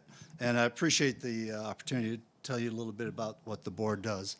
But before I do that, I do want to make you aware that as a scientist and engineer, we find that your elected officials are exceptionally well enlightened and educated on the topics that this community is concerned with, on oil and gas, on air, on all these things. These are pretty complex topics, and I've been in Utah since 1980, and that hasn't always been the case. So we're all very fortunate at this point in time to have the elected officials that we do have, so thanks to them. Okay, as it says, I'm Alan Walker. Currently, I'm the chair of the Oil and Gas Board. The board selects its own chair, so I appreciate them giving me the opportunity to do this. I'm in my second term, second four-year term. By profession, I'm a petroleum engineer. I work at the Energy and Geoscience Institute at the University of Utah. You heard a little talk about geothermal this morning. I'm currently the topic lead on, or research topic lead on topic number 10 on the Forge project, which is the designing of a specialty tool for downhole completions of the geothermal. I've been in the oil and gas business since 81, so I've got about 25 years in exploration production and about 15 years in regulation and research and development. Now, before I go to my slides, because I'm going to be short on time, there are four things I want you to take away from that the board really focuses on that are embedded in the slides here. But first off, safety and welfare of the citizens of the state of Utah is one of our major concerns. And that includes the folks of Uinta and Duchesne County and also Carbon and Emery County that we've been talking about today. So you're very important, not just those folks that live on the Wasatch Front. Also, we're very interested in protecting the environment. And of course, oil and gas industry makes that challenging and interesting, but we certainly can do it. For those of you that own land here, we protect your correlative rights to make sure that the oil and gas that's under your properties gets allocated to you. And we also work hard to prevent waste. That is, we don't want to leave behind production that can be economic. So those four bullets I really wanted to get up front with. Now my exposure to the Uinta Basin started in, I think it was 82 or 83. I was a new engineer in the oil and gas business doing sour gas up in Evanston, Wyoming. And I got called one day, I was on the duty roster, if you would, to go do logging that weekend, and a rank wildcat came up and needed to be logged, and they said, go down to the Uinta Basin. And they gave me a map, and I drove out from Evanston, and it's a short route if you go like the crow flies, but it takes you a long time to get here from Evanston, Wyoming. And as it always happens, it's 2 a.m. in the morning when you're supposed to arrive. The log run runs until about 3 or 4 in the morning, and then it's time to go back. So I did my logs, did the great quality control on the logs, and at the bottom of the log, there was some Cretaceous sandstone there that was rich with oil and gas at about 16,000 feet below the surface. So I brought all my logs back to the Evanston, Wyoming, laid them all out, and explained to the district engineer. He goes, "Yeah, that's great, Al. Well, they're going to P&A that well now because we couldn't get a land position, we couldn't get permits." And so that always struck me that they wasted about $20 million drilling a well. And there's a resource down there that they couldn't get land permission or land position and permits. And it's like, what a huge waste. Someday, you guys are going to find that stuff down in the Cretaceous. It's the same rock formation that's out in Jensen that the dinosaurs are sticking out of. So it's at the surface out there, and it's someplace up in the Uinta Basin. The other thing the district engineer said to me was, now that you've been out there, this is a tight hole. Make sure you forget everything that you just experienced the last day and a half. And I did, because it was 40 years ago, and I don't remember. I know I stopped at the Hannah Cafe and had a omelet on the way home. So it's someplace up there. I really could never find it again, even if I tried. So anyway, let's talk about the board a little bit. Okay, so this is the composition of the board, and we have 7 members on the board. There are requirements by statute that we have 2 folks that are knowledgeable in oil and gas matters, or I'm sorry, mining matters. And we have Greg Galecki there, who is a mining engineer, and Patrick James. He is an adjunct professor and mining engineer at the University of Utah, works maybe a quarter mile away from me. So those guys are extremely well qualified. 2 members that are knowledgeable in oil and gas matters. You've got Levon Garrison, who worked for Sitla for a long time running their oil and gas program. I think probably something on the order of 30 years. And myself, I've got about 40 years as a petroleum engineer in oil and gas. My last position before I came back to Utah was as a supervising petroleum engineer in California. And on my second day of the job, they had a blowout, and that really defined my 5 years in California. If you want to know how not to do things, work in California. And a solution to your water problem would be to let Southern California secede from the Union. Anyway. Okay, now we're supposed to have 1 member knowledgeable in ecological and environmental matters. That's Selma Sierra. She was the former chief of the BLM out here, and she's very well versed, as well as everybody else that works in the industry, because we all have to work on environmental issues, dealing with water and land use. That's really important to us. So everybody's exposed in that way. 1 member who is a private landowner, and that's Gordon Moon.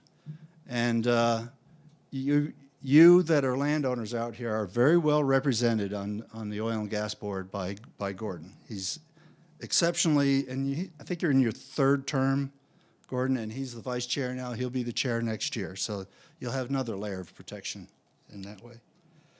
And then 1 member who is knowledgeable in geological matters. Well, anybody that works in the oil and gas business is an amateur geologist, but we do have a renowned geologist in Steve Church. He's a petroleum geologist, worked for Sinclair for about 3 decades, and he knows more about the geology than the rest of us combined, but he's a phenomenal asset for the Oil and Gas Board. Okay, so a couple things that this will be in the meat of, these are my slides here, but we extracted part of the statute. And one of the things we do a lot of work on are requests for agency action.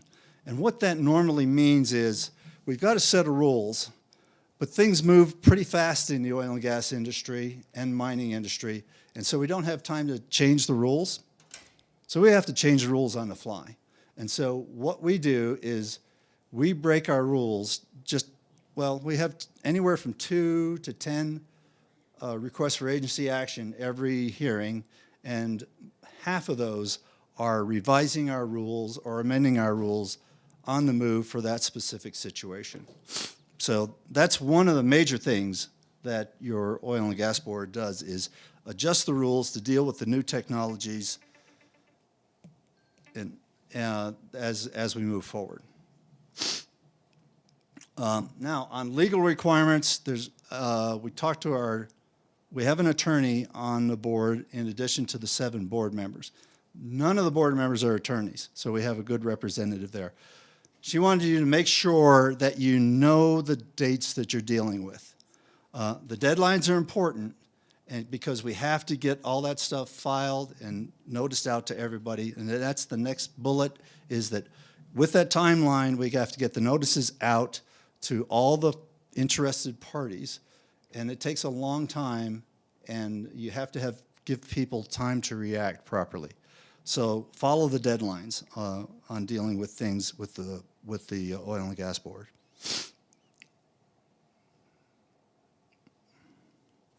There we go. Okay. And then when you do come and you have a request for agency action that you're going to support, make sure you come with evidence. Don't bring your opinions. Bring us the logs. Bring us the production plots. Bring us the measurements. Bring us all the stuff that's real evidence so that we can discuss those things. Don't just say, oh, it's kind of expensive. Well, tell us, how much does it cost to drill a well? How much does it cost when you have a well failure and that sort of thing? And then if you're granted your request for agency action, then you need to follow up. We're going to issue an order, and lots of times, since you came before us and asked for a request for agency action, we may turn to the attorney and say, okay, you write us a draft order on what we've just approved and discussed, and then we'll go ahead and take that under consideration and amend that. So follow up with those. Normally what we're doing is we're telling the attorneys that they need to get back with us with a draft order within 10 days. Okay, so with that, I want to stay on schedule, so go ahead and see if you have any questions. So I'm open for any kind of questions that you've got, knowing that I'm between you and coffee break. Get it? Okay, if any of you know where that well is, that 16,000-foot well is up north of here someplace, start looking for it. It's not the Lost Dutchman's mine. I've been on it. I've seen the core. It's black. It's full of oil. It's tight. It needs to be fracked, but it's out there someplace. With that, I thank you for your time. Thank you.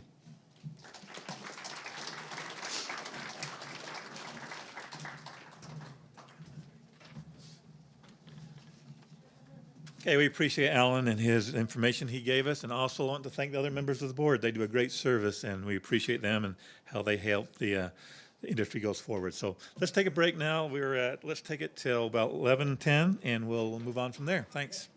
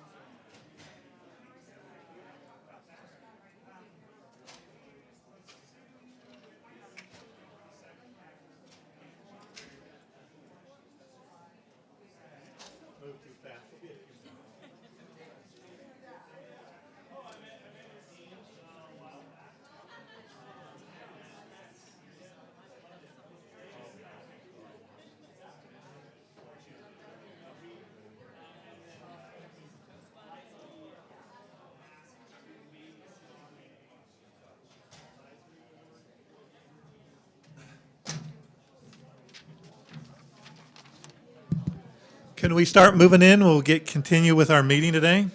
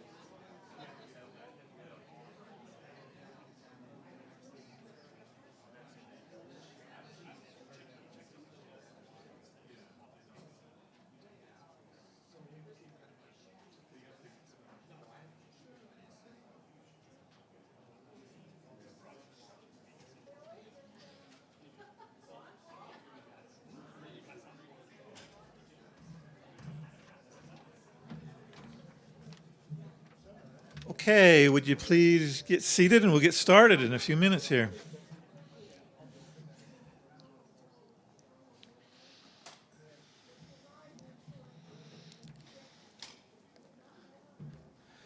Okay, we have Maeve Stevens, and she's with the Division of Wildlife Resources, and she's going to speak on the Wildlife Habitat Analysis Tool for early project planning. So we'll turn some time over to her now. Thank you.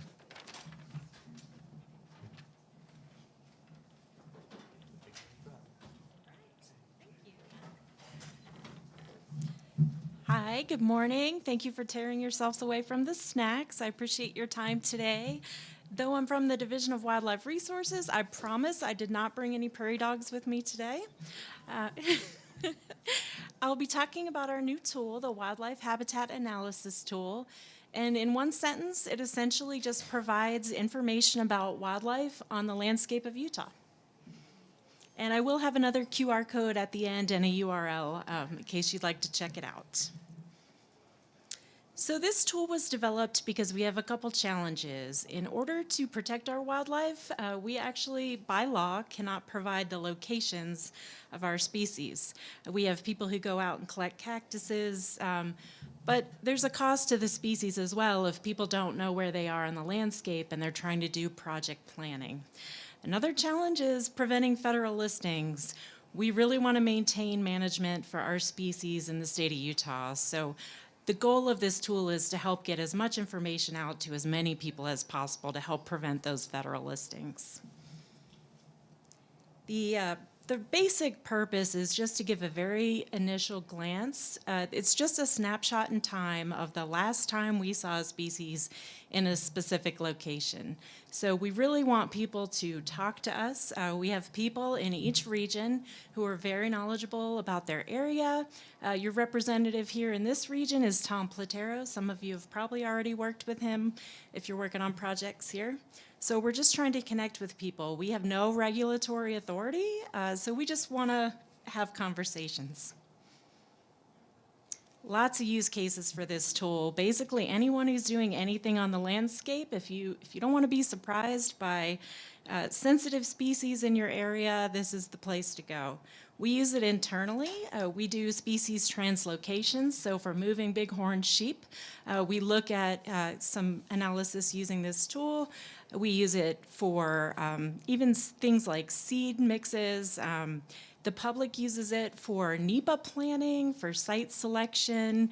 We even have teachers who use it to educate their students. I've had homeowners who use it to put together little guides about what wildlife are in their neighborhoods. So there are a lot of use cases here. I'm still learning about more of them, sustainable trail design. I mean, the list goes on. There are two components to this tool. We have kind of an exploration piece of it where you can put your project area into the map, and we've included quite a few reference layers to give you some context for your project area. And then because we can't provide specific locations for species, the way we do that is we spit out a column full of a list full of your species, and we don't say where they are, we just say, hey, they're probably within a half a mile of your project area. So we can go that far. So this is a little video kind of showing the map and the exploration that you can do. And our hope is that your project area, before you've broken ground, you can get a sense of what's in the area. And if you do have the flexibility to potentially move your project, it'll show you the best way to do that. So you can search by city name, you can put in a shapefile, or you can draw your area on the map yourself. It doesn't need to be too precise because we're buffering the locations by a half mile anyways. You can do some basic functions like measuring. That's how you would upload a file if you have, we accept quite a few different formats, mostly shapefiles are what we see. We have a feedback button. I do read these. I like to hear if there's problems or if there are things we could do better. We have some help resources. You can change the base map if you prefer something different. And then this is our layer list. We're up to over 70 layers now, so this isn't necessarily wildlife data. It's just any public GIS data. So here's an example of a migration corridor and someone moving a project to avoid it. We're just trying to minimize the impact to our wildlife. And that's where you generate a report, and I'll get into that in a few slides. So I wanted to dive down a little more into our reference data because I think it's really valuable just to give you a flavor of what's there. Like I mentioned before, most of this is not our data. We do have about 26 habitat layers for our big game species.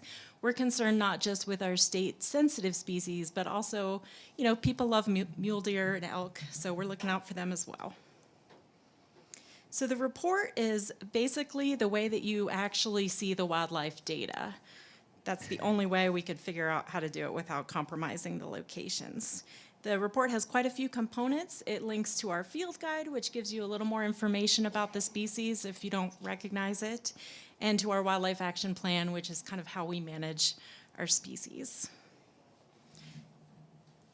So again, this is just mostly buttonology. I'll dive down into the components, but this is the view. Once you've kind of put in your project area, you can go back and review your report later. You can see the project area, and you can open or download the report as well. They're a static PDF. That was just the cheapest option. We're working on making it a little more interactive. So here we've got the Uinta Basin. Here's our field guide. So in the species chart, you can, if it's hyperlinked, you can pop over to our field guide and learn a little more about the species. We do some modeling. We have about a dozen of these. We're working on getting more. That is more likely to show the distribution of the species as opposed to the last time we saw them on the landscape. You can see the list gets pretty long. I picked a pretty big area for this example. We explain our methodology. We include mitigation strategies. And we have contact information for our impact analysis biologists. You can also select some of that contextual data and include it in your report in case you're interested in, I don't know, grazing allotments or whatever additional information you'd like to take a look at. In this example, it's elk habitat.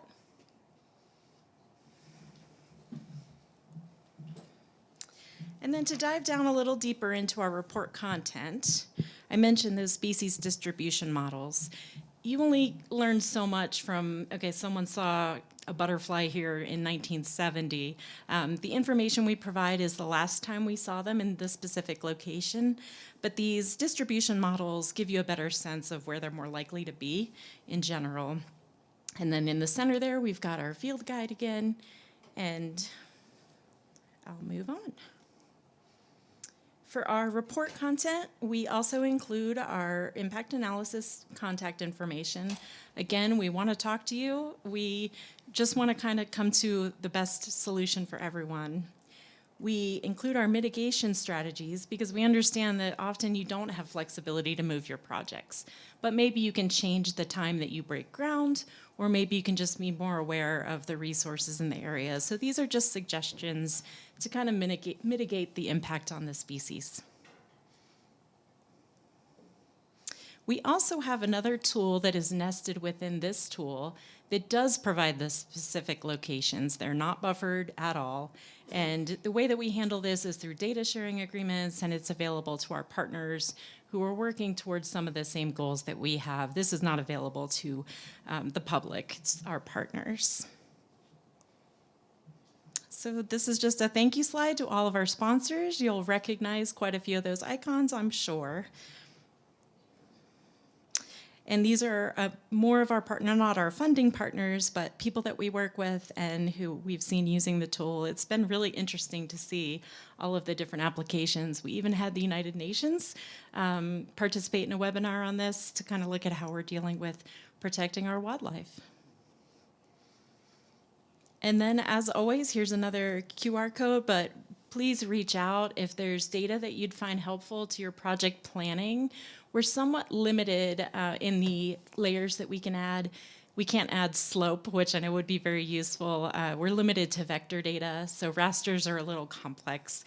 But if there's public GIS data that we can add, or if there's functionality that would help make your lives easier, we're happy to help. With that, I'll turn it over to some questions.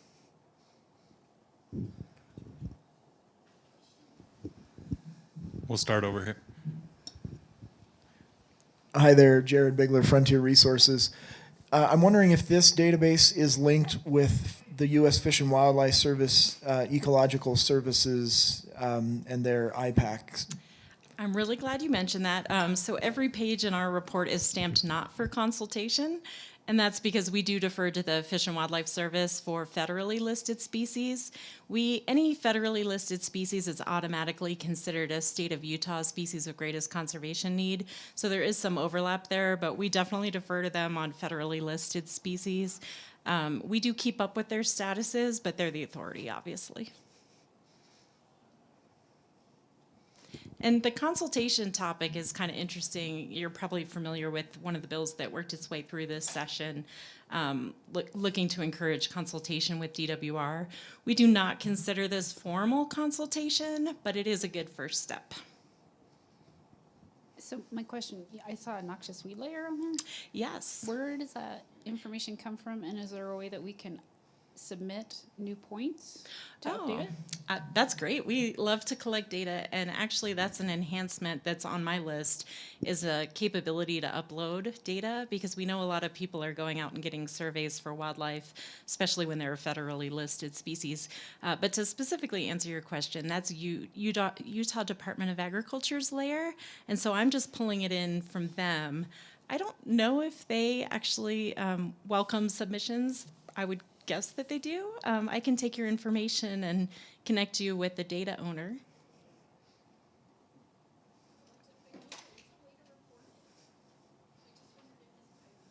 Oh, no, not yet.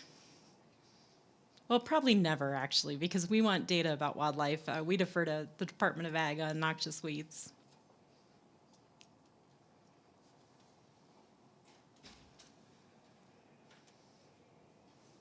Okay, great. Well, I'll just emphasize, we love to talk to people, so reach out. Thank you.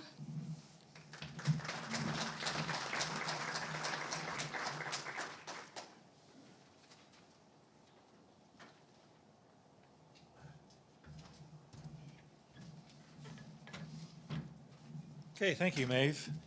And now, a man that needs no introduction,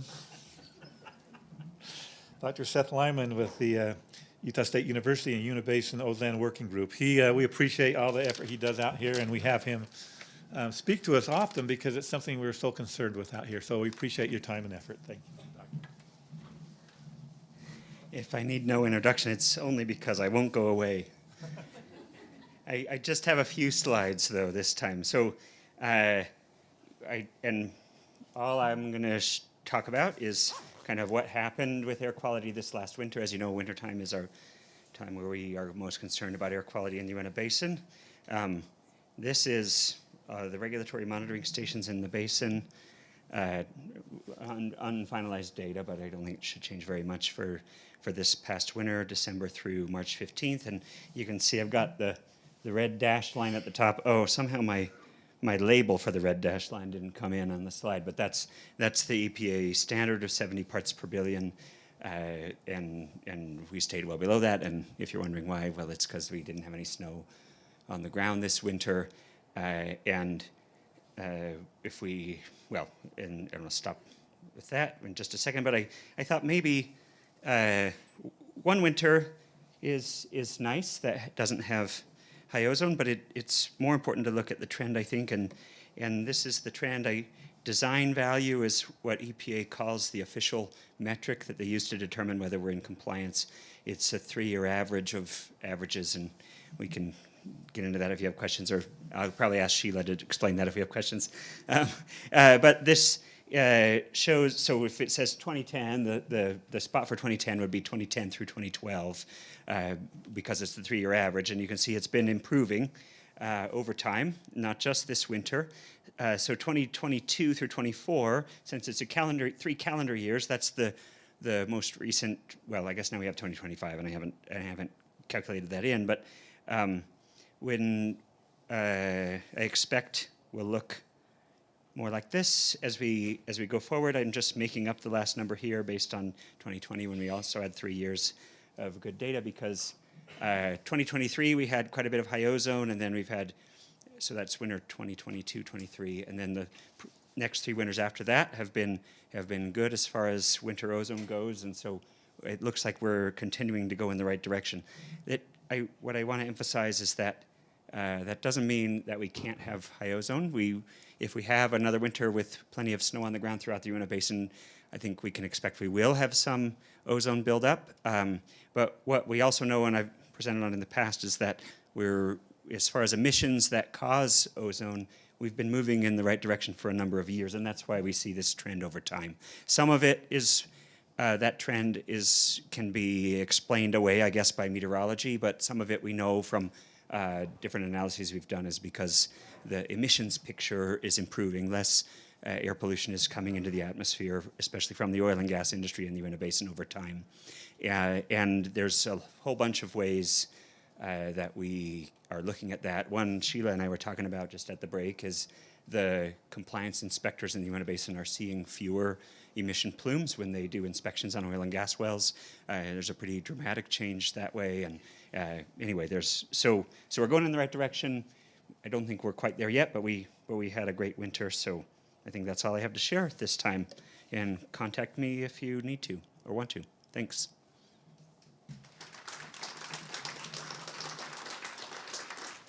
And if you have any questions, I am happy to answer them, but I'm okay if you don't.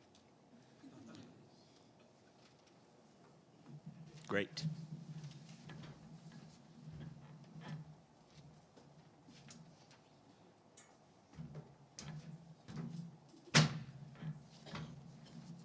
Thank you, Dr. Lyman.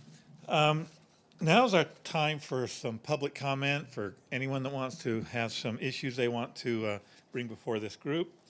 And I have one here I was given for the division. So if you don't mind, I'm going to read from this. Beginning April 1st, 2026, all documents submitted to OGM, including applications, permits, reports, maps, legal filings, and attachments, must comply with the Americans with Disabilities Act and current accessibility standards. Because many of these materials are posted on our website, they must provide accessible electronic formats that meet the web content accessibility guidelines. OGM may reject or return the submissions if they don't meet these standards. And you may ask, what's the reason for this? Well, the update is a response to U.S. Department of Justice final rule under Title II of the ADA Act, which requires state agencies ensure all web content and electronic documents meet established accessibility standards by April 24th, 2006. We'll be sending out letters for contacts, some resources, and links to some other issues that you may concern you with this. Everyone in the state is doing this as far as that. Are there any DEQ people here today? Are you working along those lines? But anyway, we're working hard at this, so it's just something we want to bring forth. You're going to hear this over and over again, but it's we'll be getting some notification out to you on that. So, I'd like to introduce Jamie Arrive with BIA, and she would come up and introduce herself and give you some background.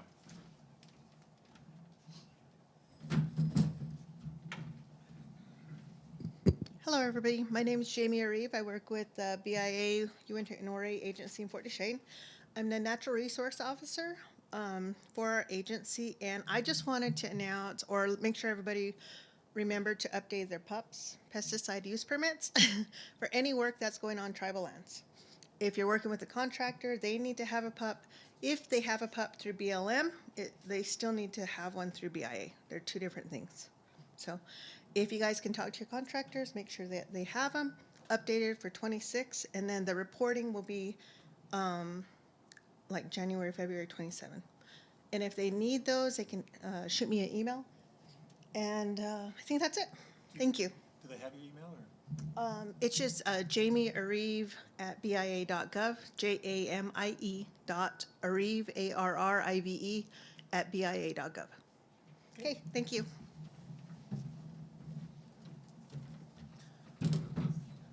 Okay, are there any other issues anyone would like to bring before this group? It's an opportunity for us to complain, whine, give us compliments, or give us direction where you'd like this meeting to go in the future. That's always very important feedback. So, anyone out there? Sure. Thank you. I'd just like to remind everyone that the BLM is in the middle of a public comment period for a proposal to rewrite the commingling rules. That public comment period ends March 31st. Please get your opinions and thoughts conveyed to the BLM. Okay. I'm looking out there for some county people. You see any today, Bart? Oh, right there in front of me, he's hiding. Anything you'd like to add? Good. Thank you for coming. Okay, we'll appreciate it. Okay. I know this doesn't have anything to do with oil and gas, but we do have measles in the basin now. We started with 5 cases, and we've jumped to 18 cases, and it's growing. So tell us. Get your measles vaccine if you haven't had it. All right, thank you.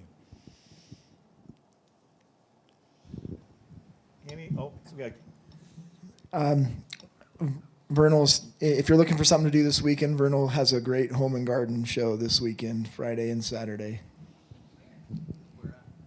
It's at the Western Park. Anything that anybody has, we're trying, lunch is mostly ready. That's obviously what we're trying to get to, but we do need to kind of hold up 5 to 8, maybe 10 minutes at the most. So if you're kind of on the fence with your comments, please bring them up because we are waiting for them to get squared away. That did remind me, Travis, that April 1st is the collaborative in Carbon County. Is that the right date? Yes. Okay. If you haven't been to that, it's always very informative in a completely different direction than this meeting, but still is energy related.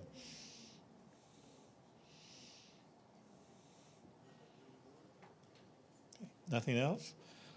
Okay, our next meeting was, I wrote it down there, it's August 20th, correct? Okay, and it'll be in this building, so we look forward to that.